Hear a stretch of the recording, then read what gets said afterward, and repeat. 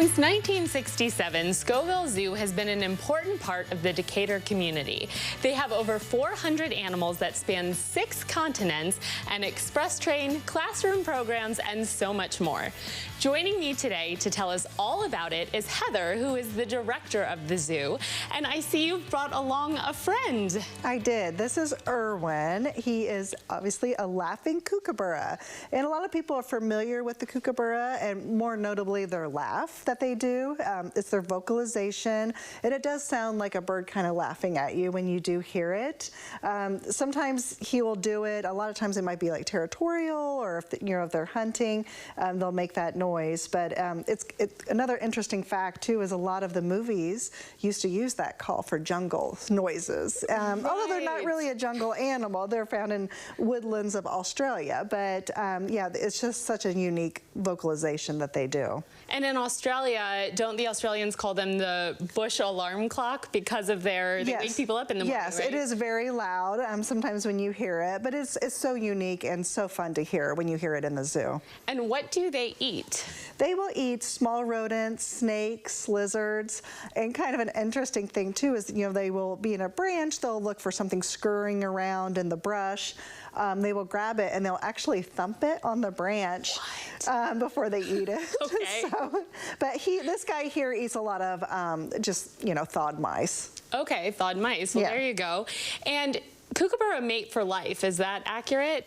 Yeah, they will. They'll have the same partner, and they usually lay about 2 to 3 eggs, and incubation's around 21 days. Okay. And this guy actually, our staff hand-raised him, and that's part of the reason that we use him for programs. Okay. And we can see, we feather clip him a little bit, mainly just so if he were to fly, he would just coast off of our hand, and then we can gather him back up. But we do use him for programs. We'll take him into classrooms, retirement homes, and it's great so people can see something like this that they would not see around here, right? Up close. Well, and that makes sense because I was wondering how he's so well behaved, just sitting there quietly, politely. Yes. It's a very, very sweet bird. I've been to Australia. I actually saw some of these in the wild, and the one animal that I didn't see in Australia that I wanted to see was a platypus. Do you have a platypus at the zoo? We do not, and actually there's only one zoo in the United States, and it's San Diego. So if you were to see a platypus, you would go there. Otherwise, you would just find them in Australia, I think. So, but they're very unique, and I would love to see one as well. But you have other Australian animals, right? We do. We have wallabies and emu that they can come and see. We have budgies, the little parakeets, and so yeah, we love our Australian. And then, the wallabies are fun because they're the marsupial.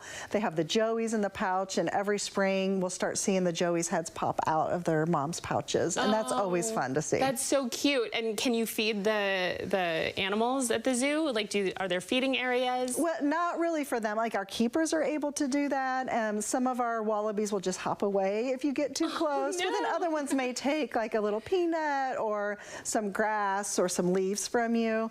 The joeys usually won't until they're kind of out of the pouch and they're eating a little bit more on their own. Then sometimes if the mom is pretty relaxed, then they may take some food from our keepers then. That's awesome. Well, I've already learned a lot just chatting with you. I know the zoo has educational programs. Can you talk a little bit about the programs? We do. We do our mobile zoo program are the ones that, like, for example, that we may take Irwin out to programs.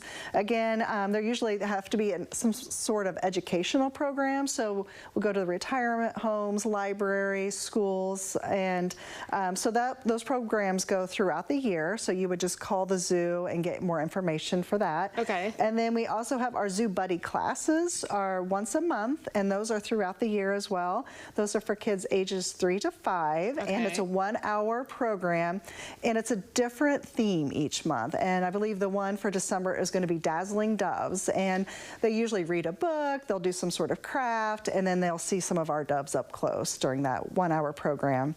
That sounds like a lot of fun. And I know the zoo is currently closed right now, but you do have events coming up. What's coming up in December? In December, we do have an afternoon with Santa, and it will be from 1 to 4 on December 14th. And this year we're trying something a little different. We're doing an open house style where we do ask for people to reserve online, and we'll have different stations where the kids can make a craft, they can frost and decorate a cookie that they obviously can eat later.